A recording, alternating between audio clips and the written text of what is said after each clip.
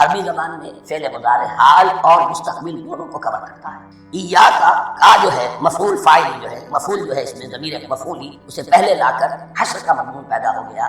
ہم تیری بندگی کرتے ہیں نہیں، ہم تیری ہی بندگی کرتے ہیں اور کریں۔ حال میں ترجمہ کیجئے تو یہ اظہار حال ہے، اور مستقبل میں ترجمہ کیجئے تو یہ عہد ہے، قول و قرار ہے، بہت بڑا معاہدہ ہے۔ وَإِيَّاكَ نَسْتَعِينُ، اور صرف تجھی سے مدد مانگتے ہیں اور مانگیں گے۔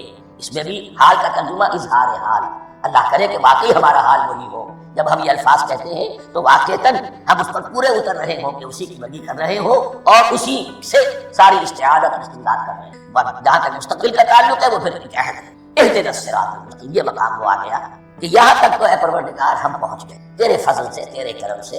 فطرت سلیمہ بھی تیری عطا کردہ تھی، عقل سلیم بھی تیری ودیعت کردہ تھی، ان دونوں کی روشنی سے ہم یہاں تک۔ اب ہماری جو ضرورت ہے احتیاج ہے وہ کیا ہے؟ اہدنا الصراط المستقیم، ہدایت بخش ہمیں سیدھے راستے۔ یہاں دو باتیں سمجھ، انفرادی سطح پر انسان کے لیے نہ معلوم کتنے مرحلے آتے ہیں ہر روز جس میں وہ ایک چھٹک کر کھڑا ہو جاتا ہے، یہ کروں گا، یہ دو آلٹرنیٹو سامنے آ رہے ہیں، فیصلہ کرنا مشکل ہو رہا ہے، قدم قدم پر ہدایت کی۔ اور اجتماعی طور پر نوع انسانی تین بڑے بڑے تمدنی مسائل میں واقعہ یہ ہے کہ تسلیم کر لیا جانا چاہیے کہ عقل انسانی اس کو راستہ نہیں دے۔ عام معاشرتی سطح پر مرد اور عورت کے درمیان حقوق اور اختیارات کا کیا توازن؟ انسان ہے، انسان یا مرد ہے یا عورت ہے۔ عورت سوچے گی اپنے جذبات کا، اپنے خیالات کا لحاظ رکھے گی، مرد کے جذبات و احساسات کا اس کا کوئی تصور ہی ممکن نہیں۔ مرد سوچے گا اسے اپنے احساسات معلوم ہے، لیکن یہ کہ عورت کے احساسات وہ نامدد ہے، ان کو محسوس کرے نہیں، لا محالہ وہ اپنے بارے میں وہ جو بھی نظام بنائے گا اس میں وہ اپنی بالادستی ہے۔ وہ تو ایک ہی ہستی ہے جو دونوں کی خالق ہے، مرد کی بھی عورت، اور اس کو دونوں سے محبت ہے، دونوں کا خیر خواہ ہے، دونوں کا رب ہے، دونوں کو پروان چڑھانا چاہتا ہے۔ اسی طرح فرد اور معاشرہ یا ریاست، حکومت اور ریاست ہمیشہ یہ چاہتی ہے کہ سارے اختیارات ہمارے ہاتھ میں آ جائیں، ٹوٹلیٹیرین سوسائٹی ہو، بس ہم حکم دیں اور لوگ اس پر چلیں۔ افراد یہ چاہتے نہیں ہمیں آزادی ہونی۔ اب آپ دیکھیے کہ دنیا میں کتنے جھگڑے چلتے ہیں، فریڈم فریڈم فریڈم۔ وہ فریڈم واقعتاً اپنی جگہ پر ایک شے ہے، افراد کی آزادی ہونی چاہیے، لیکن افراد کی آزادی اتنا ہو جائے کہ وہ عبادت اندر آزاد ہو، کوئی قانون، کوئی قاعدہ، کوئی اخلاقی، کوئی حدود اور قیود جو ہے ان کا پابند نہ رہے۔ تو اب کہاں ہے وہ نقطہ اعتدال کہ جس میں انسان کی انفرادی آزادی، انفرادی اختیار اور ادھر اجتماعی مصلحتیں جو ہیں ان کو بیلنس کیا جا سکے؟ انسان طے نہیں سکتا، صرف اللہ ہی اس کے لیے۔ تیسرا مسئلہ ہے سرمایہ اور محنت، اس میں کیا توازن؟ سرمایہ اور محنت دونوں مل کر کچھ بنا رہے ہیں، کچھ پروڈیوس کر۔ اب اس میں نفع جو ہوا ہے اس میں سرمایہ کا کتنا حصہ ہونا چاہیے اور لیبر کا کتنا؟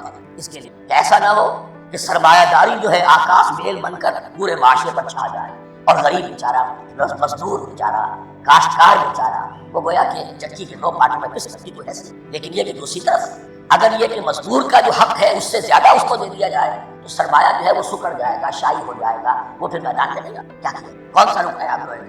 یہ تین مسائل ہیں۔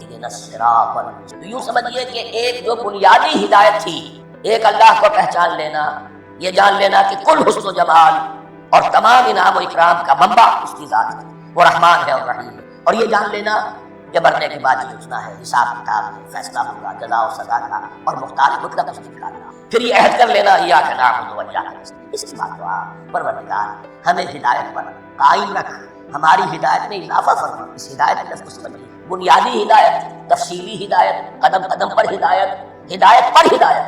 والذین اہتدوا زادہم ھدی، جو لوگ ہدایت کے راستے پر آتے ہیں اللہ ان کی ہدایت میں اضافہ کرتے ہیں۔ تو یہ قدم قدم پر ہمیں ہدایت کی اور مرحلہ وار ضرورت ہے۔ ہدایت اس کو بھی کہتے ہیں کہ کسی نے آپ سے کوئی پتہ پوچھا، آپ نے کہا ادھر جانا، پھر دابوس مڑنا، پھر جانا 2-3 لائٹیں چلے جانا، پھر مڑنا، وغیرہ وغیرہ۔ یہ ہدایت کے طور پر آپ نے بتایا۔ ایک ہدایت یہ ہوئی کہ بھائی میں چلتا ہوں آپ کے ساتھ، میں آپ کو وہاں بتاؤں گا تاکہ آپ نے ان دونوں کے درمیان، یہ تو میں نے ایک فرق کی مثال دی، اللہ اور بندے کے درمیان نہ معلوم کتنے مراحل ہیں ہدایت۔ تو کسی وقت بھی انسان اپنے آپ کو ہدایت خداوندی سے مستغنا نہیں، اور نہیں تو پروردگار جو ہدایت دی ہے اس کو ہدایت پر قائم رکھ۔ کیا پتہ شیطان کا کوئی حملہ، کیا پتہ ہمارے نفس کی کوئی شرارت اسی ایسے اوپر ہمیں ڈال دے کہ اب تک کی ساری کمائی۔ لہٰذا یہ نہ سمجھیے کہ جب یہ ساری چیزیں ان کو معلوم تھی، ان چیزوں کا تو اقرار کر رہے تو اب ہدایت کون سی مان رہے؟ ہدایت کا تو بڑا پیغام ہے، اور اس ہدایت کی جو میں نے آخری شکل آپ کو بتائی ہے کہ منزل مقصود تک پہنچا دے، یہ ہدایت بھی قرآن مجید میں اس معنی میں بھی لفظ آیا ہے کہ اہل جنت میں داخل ہوں گے تو جو ترانہ حمد ان کی زبان پر اس وقت ہوگا وہ کیا ہے؟ الحمدللہ الذی ھدانا لھذا وما کنا لنہتدی لولا۔ کل شکر اللہ کا جس نے ہمیں یہاں تک پہنچا دیا۔ ہدایت دی جہاں تک پہنچا دیا، اور ہم ہرگز نہ پہنچ پاتے، ہم ہرگز ہدایت یافتہ نہ ہو سکتے۔ اللہ اہدنا الصراط المستقیم راستہ، صراط الذین انعمت علیہم، اس کی مزید وضاحت ہے، راستہ اس کا ان لوگوں کا جن پر تیرا انعام ہو۔ یہ کون لوگ ہیں؟ اس کی وضاحت آپ کو میرے مثال ہے، من یطع اللہ والرسول فاولئک مع الذین انعم اللہ علیہم من النبیین والصدیقین والشہداء والصالحین۔ چار طبقات ہیں منعم علیہم جن پر اللہ کا انعام ہوا، چوٹی پر انبیاء کرام، اس کے بعد صدیق کرام، اس کے بعد شہداء اعظام، اس کے بعد عام صالح۔ یہ بیس لائن ہے، اس سے اوپر کا درجہ شہداء کا ہے، اس سے اوپر کا درجہ صدیق کا ہے، اور پھر اس سے درجہ انبیاء کا ہے۔ انبیاء میں سے پھر وہ بھی اولو العزم من الرسل، لیکن یہ چار طبقات ہیں ان کے، غیر المغضوب علیہم ولا الضالین، جو مغضوب علیہم نہیں، جن پر تیرا غضب نہیں، اور غضب ہوتا ہے ان پر کہ جو ہدایت کے واضح ہونے کے بعد ہدایت کو ترک، وہ ہے مغضوب علیہم۔ جنہیں ہدایت مل گئی ہو، ہدایت کو پہچان لیا ہو، پھر اپنی شرارت نفس، اپنی نفسانیت، اپنے تکبر کی، اپنی حسد کی وجہ سے وہ اس حق کو رد کر، اس کو ترک کر، ان پر اللہ کا۔ اور اس میں بہت بڑی مثال تاریخ کے اعتبار سے اللہ نے انہیں ہدایت دی، کتابیں عطا کی، تورات، انجیل، زبور، سینکڑوں نبی، 1400 برس تک نبوت کا دار ٹوٹا ہی نہیں، مسلسل۔ ابتدا میں بھی 2 نبی، موسیٰ اور ہارون، اور اختتام پر بھی 2 نبی، عیسیٰ اور یحییٰ علیہ السلام، اور ان کے مابین کوئی لمحہ نہیں آیا ہے تاریخ بنی اسرائیل، لیکن انہوں نے اپنی شرارت ہدایت تورات سے بھی منہ موڑا، اور پھر سب سے بڑی بات یہ کہ ہدایت محمدی سے، ہدایت قرآنی سے صلی اللہ علیہ وسلم موڑا، وہ ہے مغضوب علیہم ولا الضالین، اور نہ ہی گمراہ ہوئے۔ یہ لفظ جو آتا ہے اپنی زبان میں، گمراہ کا بھی ہے اور تلاش حق میں بھٹکنے کا۔ ایک وہ شخص ہے جس پر حق بھی واضح ہے، وہ تلاش ہے، یہ ضال کا لفظ۔ اسی طرح کوئی شخص کسی کے عشق اور محبت میں ایسا ہو جائے، دیوانہ ہو جائے، اس کو بھی ضال کہتے ہیں، یعنی اس کے اوپر جذبات کا اتنا غلبہ ہو گیا ہے کسی کی محبت۔ تو حضور کے لیے یہ لفظ آیا ہے وَوَجَدَكَ ضَالًّا فَهَدَىٰ، یہ سورۃ الضحیٰ ہے، اکثر میں اس کو یاد ہے۔ یہ جو ضال کا لفظ ہے اس نہیں ہے کہ وہ گمراہ ہو، بلکہ وہ بھی کہ جو ابھی راہ ہدایت کی طلب میں، حصول کی تلاش میں، اور وہ بھی کہ جو کسی مغالطے کی وجہ سے حق سے متعلق، یہ بھی جانا کہ ایک ہے بدنیت، تکبر، حسد، حق کو جان کر پہچان کر رد کر دینا یا چھوڑ دینا یا ترک کر دینا، ایک ہے کسی غلطی جذبات کے اندر آ کر، کسی غلو کے اندر مبتلا ہو کر اور حق سے منحرف۔ اس کی جو سب سے بڑی مثال ہے وہ نصارہ ہے، عیسائی۔ حضرت مسیح نے مانا لیکن غلو کیا، یہ لفظ آئے گا آگے، لا تغلو فی دین، اپنے دین غلو نہیں۔ جیسے ہمارے ہاں بعض لوگ جو حضور صلی اللہ علیہ وسلم کی تعریف، صلی اللہ علیہ وسلم کے ساتھ اپنی محبت کے اظہار میں غلو کرتے ہیں، یہ انتہا درجے کو ہو گیا تھا حضرت مسیح علیہ السلام کے ماننے میں، اور اس کی بنا پر انہوں نے تثلیث کا عقیدہ ایجاد کر لیا اور حضرت مسیح علیہ السلام کو اللہ بیٹا بنا۔ اس کی سب سے بڑی مثال ضالین کی اس اعتبار سے کہ ہدایت پانے کے بعد کسی بدنیتی سے نہیں بلکہ کسی اچھے جذبے میں غلو کی وجہ سے، رسول سے محبت کرنا تو اچھا جذبہ ہے، لیکن یہ محبت بھی ایک حد میں رہنے کی، یہ غلو کرے گی تو ظاہر بات ہے کہ اس کے بعد وہ گمراہی کی طرف۔ یہ ہے اس سورہ مبارکہ کا ترجمہ، اور اس کے بعد آخر میں آمین کہنا یہ مضمون چاہیے۔ البتہ اختلاف یہاں بھی صرف اتنا ہے کہ نماز میں جب آپ امام کے ساتھ ہیں، وہ اگر جہری قرات کر رہا ہے تو آیا اس کے بعد آپ کو بھی بالجہر کہنا ہے آمین یا نہیں کہنا، ان میں کوئی فرق واقع نہیں ہوتا۔ یہ چیز متفق علیہ کہ کہنا ہے آمین، بلکہ یہ آمین تو یہودیوں کی ہے، یہ آمین جو ہے یہ عیسائیوں، ان کی بھی جو لارڈس پریئر ہے اس کے بعد آمین، وہ آمین کہتے ہیں۔ فرق لفظ کے یہ کہ عبرانی زبان اور عربی زبان، یا تو ہم یہ کہہ سکتے ہیں کہ دونوں بہنیں ہیں، کوئی ایک مشترک زبان تھی کی ماں، اور یا یہ کہنا پڑے گا کہ عربی زبان کی ماں جو ہے وہ عبرانی زبان۔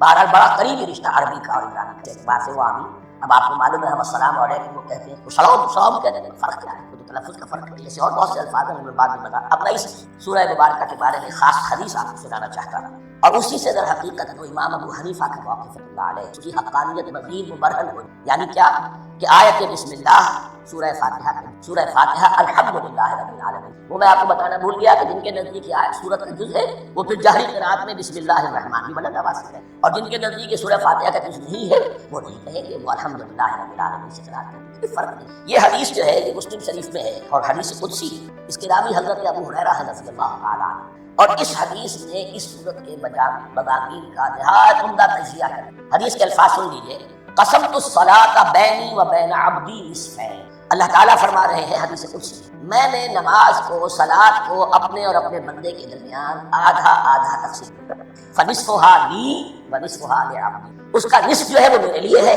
اور نصف جو ہے وہ میرے بندے، ولعبدی ما سأل، اور جو میرے بندے نے مانگا میں اسے دوں گا، میرا وعدہ ہے یا میں نے۔ اس کے بعد اس کے اذا قال العبد، جب بندہ کہتا ہے الحمدللہ رب العالمین، قال اللہ حمدنی عبدی، جب بندہ کہتا ہے الحمدللہ رب العالمین، اللہ فرماتا ہے میرے بندے نے حمد کی۔ فَإِذَا قَالَ الرحمن الرحیم قال اللہ اثنى علی عبدی، جب بندہ کہتا ہے الرحمن الرحیم، اللہ فرماتا ہے میرے بندے نے ثنا کی۔ فَإِذَا قَالَ مالک یوم الدین قال اللہ تعالی مجدنی عبدی، میرے بندے نے میری تمجید، میری بزرگی۔ اب یہ تین آیتیں، تینوں میں اللہ کی حمد ہے، ثنا ہے، تمجید آیتیں خالص اللہ ہے۔ اب چوتھی آیت ہے ایاک نعبد و ایاک، اس کے بارے میں جب بندہ کہتا ہے اذا قال العبد ایاک نعبد و ایاک نستعین قال اللہ تعالی ھذا ما بینی و بین عبدی ولعبدی ما سأل، یہ میرے اور میرے بندے کے درمیان ہے۔ یہ تو سمجھ لیجیے یہ گرا لگ گئی ہے، اس نے مجھے قول و قرار کیا ہے، اس نے میری بندگی کا اعتراف کیا، اس نے تسلیم کیا ہے کہ میری ہی بندگی کرتا ہے اور کرے گا، اور مجھ سے مدد چاہیے۔ ھذا ما بینی و بین عبدی، یہ معاہدہ ہے، معاہدہ دو فریقوں کے مابین ہوتا، یہ میرے اور میرے بندے کے مابین ہے۔ بلے عبدی ما سأل، اور میں نے اپنے کو دیا جو اس مانگا، وہ میری مدد چاہتا ہے، میری مدد اس کے شان میں حال ہے۔ فَإِذَا قَالَ، اور جب بندہ کہتا ہے اهْدِنَا الصِّرَاطَ الْمُسْتَقِيمَ صِرَاطَ الَّذِينَ أَنْعَمْتَ عَلَيْهِمْ غَيْرِ الْمَغْضُوبِ عَلَيْهِمْ وَلَا الضَّالِّينَ قال اللہ تعالی ھذا لعبدی ولعبدی ما سأل، یہ تین آیتیں یہ میرے بندے کے لیے۔ اهْدِنَا الصِّرَاطَ الْمُسْتَقِيمَ، صراط مستقیم کی وضاحت ہے مثبت، صراط